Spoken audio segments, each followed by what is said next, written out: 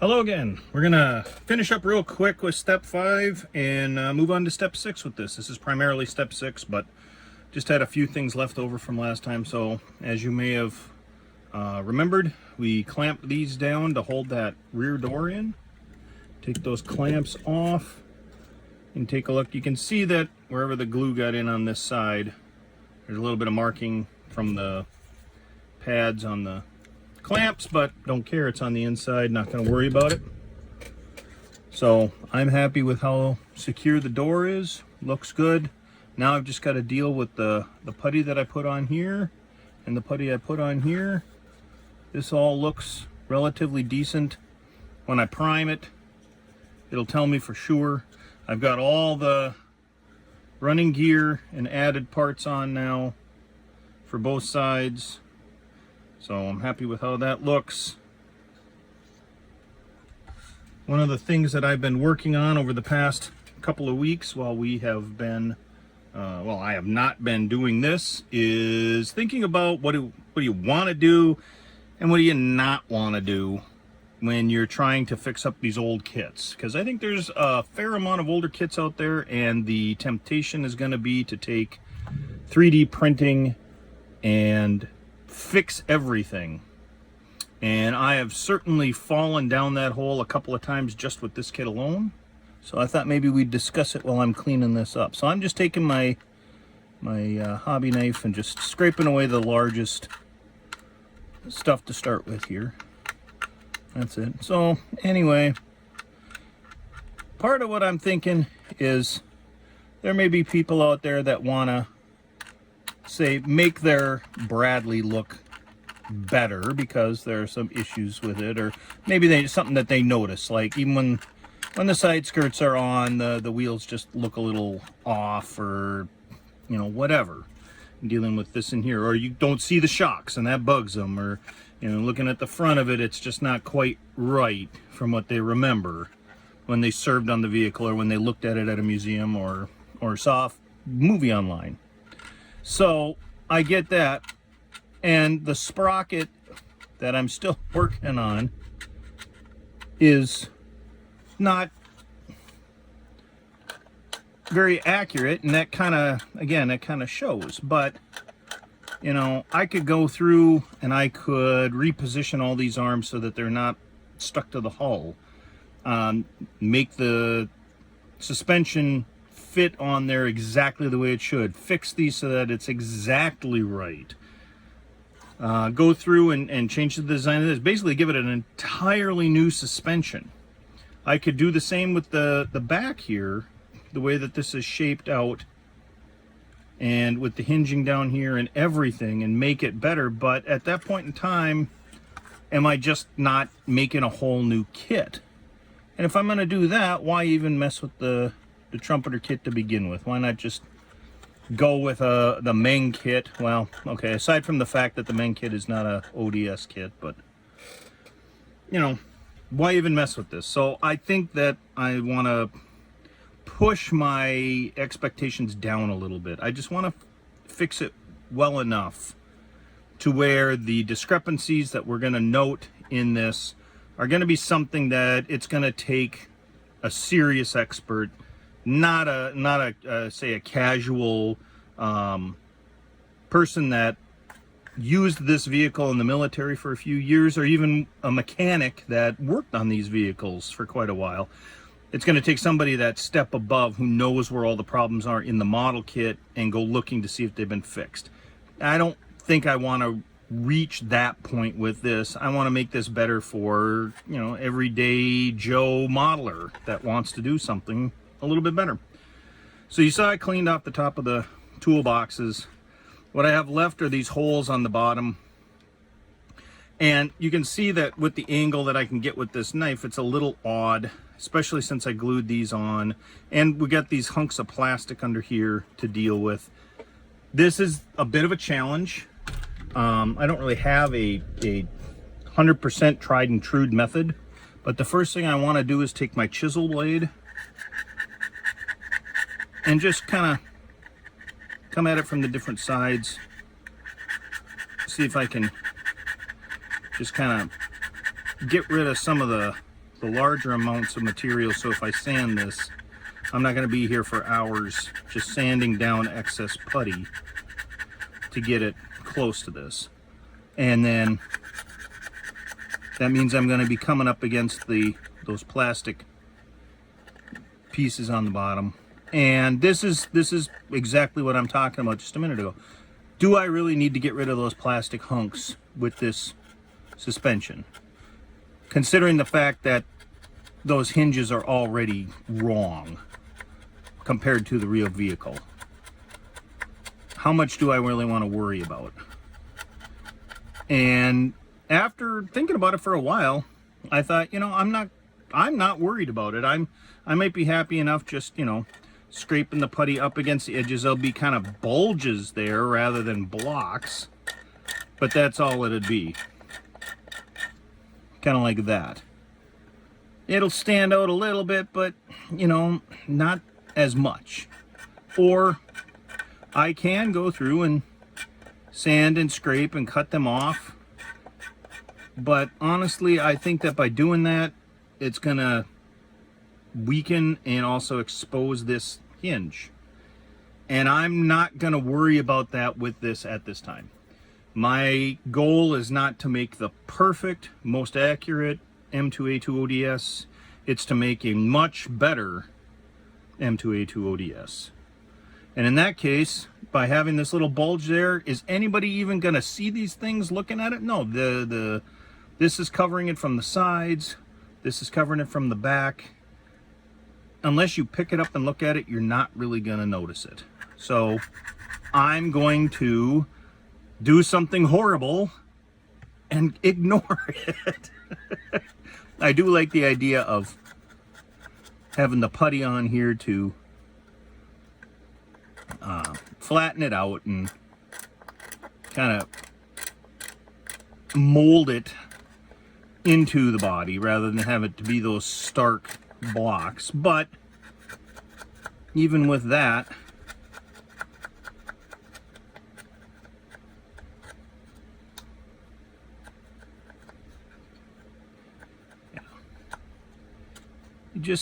and you know, what are you comfortable with? What do you want?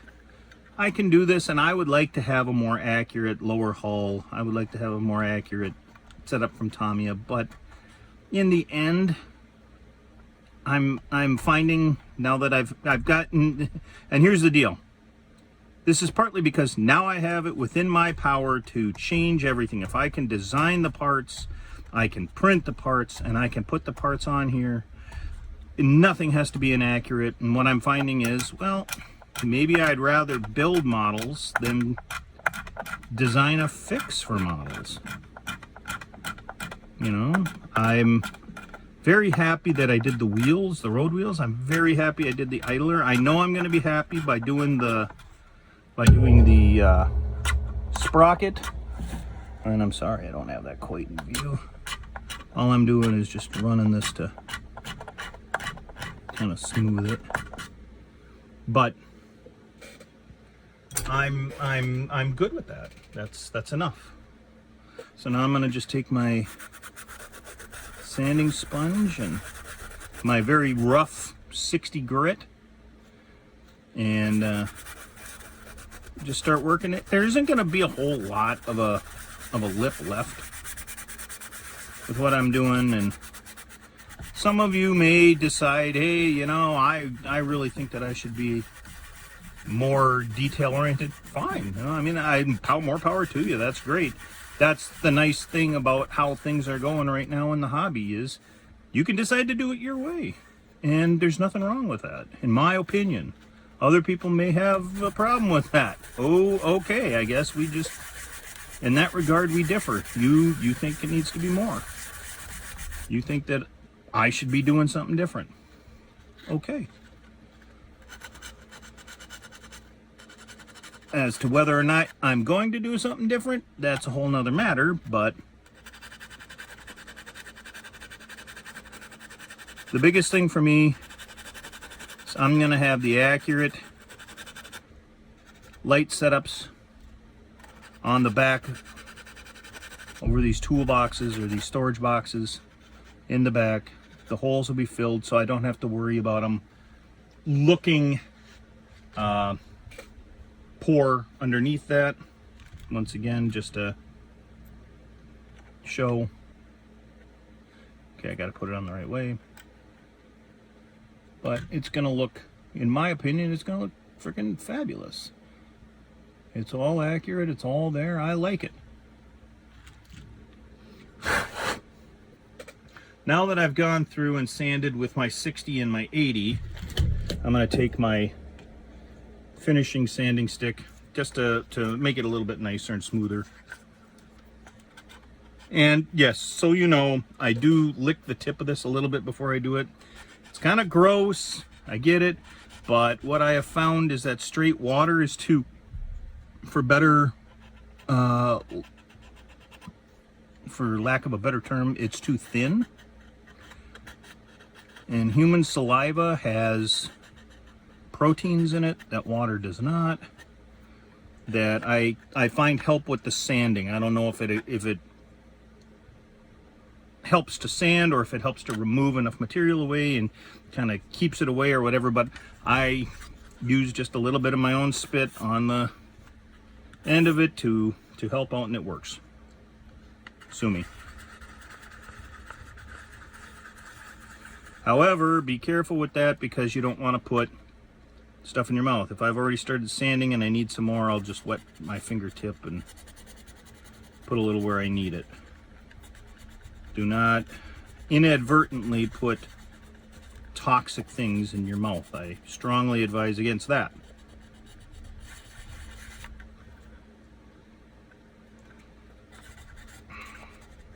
But I'm getting that nice smooth area around that. And this basically finishes up step 5. This gets the door on, gets all the parts on, and it's at the level that I want. And just clean away some of this debris from the sanding, let you take a look and see what you think. So I had the other different putties in there. I ended up using 2 layers of the red body putty. Again, that's an equivalent of the old Squadron green putty. And you know, I'm gonna say I'm happy with that. We've got the hinges covering it, and again, they're not accurate. They're way too big. They're in the wrong spot, but I'm gonna leave it as is because it's not that noticeable. And with that, I also designed, if I can find them, underneath there are 2 mounted brackets that are used to help deal with the vehicle, whether it might be towing, lifting, ratcheting, grabbing, you know, if you need something that they're bolted on underneath. They're very conspicuous, and placing them is going to be probably the hardest part here. I'm pulling up my reference off to the side so I can place this correctly.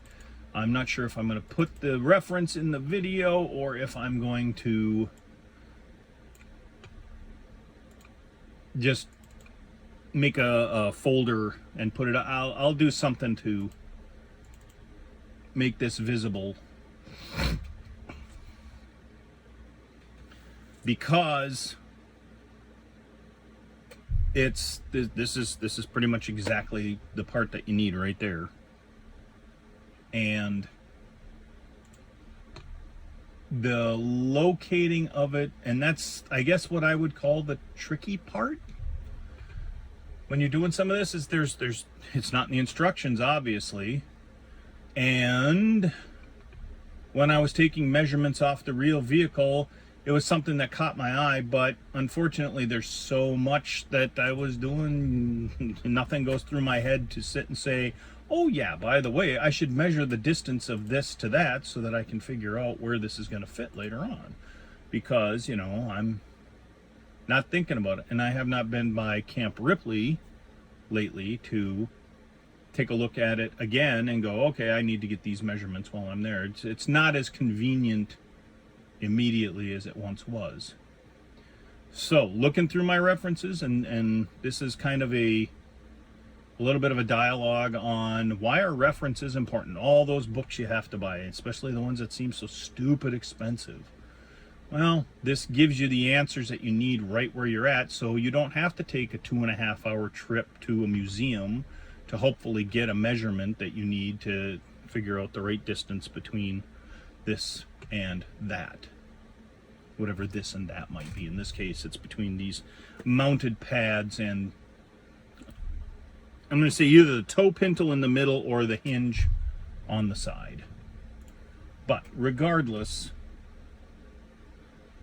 the best thing that I have, because I did not even do my photos as well as I should have. This is an oversight on my part. And again, I am bringing this out not because I want to fill space as much as I want to show people that a lot of the time that goes into building these kits is oftentimes just trying to find out, okay, did I screw this up, or where does this go? So, you know, the easiest way to do this, I'm just going to pull this out. Here's my reference photo right there on it, right by what would be the real hinge for the rear door. So now that you've seen that, you can stop the video if you want to take a look again. But what it looks like is that it's fairly close to this. So I pretty much have this in the right spot right there and right there. And the way that the photo shows is that the inside of the little opening that people use for grabbing or holding or stepping or whatever is just to the outside of the rear plate. So right about there is exactly where it needs to go. So now we get to pull out our glue and glue things on. So this is the step 5+1 if you want. This is not in the instructions. You do not have these parts normally in the kit. And it would help if I grabbed the right bottle of glue. So in some ways, I hope that this kind of casual video, where I don't have everything all set up and ready to go perfectly, and I just throw it together and it seems like in 10 minutes I've done 3 hours worth of work. I hope it makes you feel a bit more like how you're modeling, what you're doing. So I'm taking the part. There's the back side of it.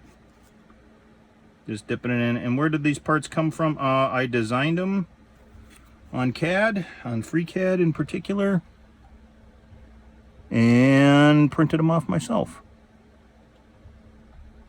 And I am considering making all this Bradley stuff available as a print for people that might be interested. So stay tuned. I'll make a decision by the end of the video series.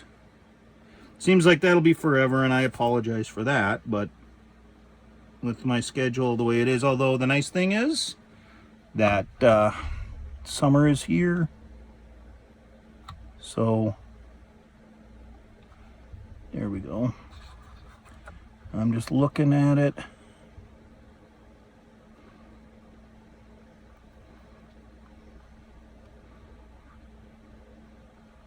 And once this glue starts to hold, it may not go anywhere, so you got to be careful with how you do it. I'm not going to be too worried about it. It looks good. It's going to be there. The noticeable part is done.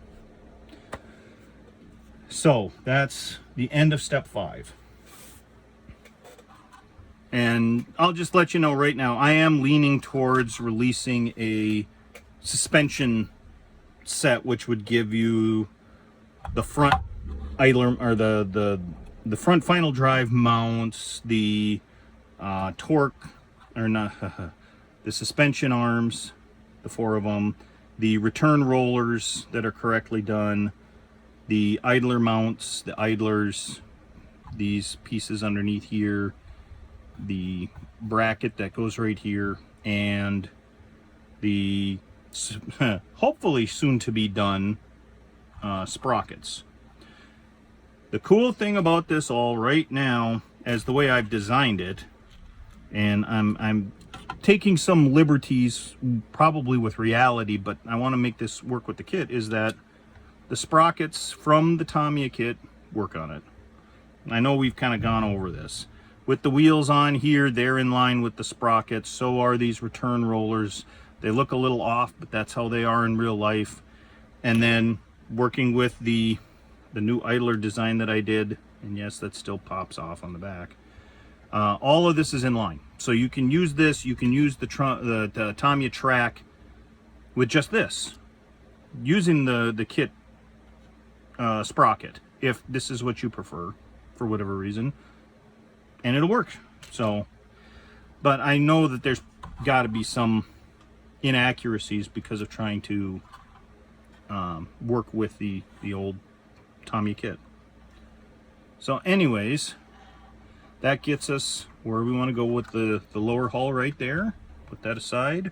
It's done. Now we move on to the upper hull and the tracks. So the upper hull,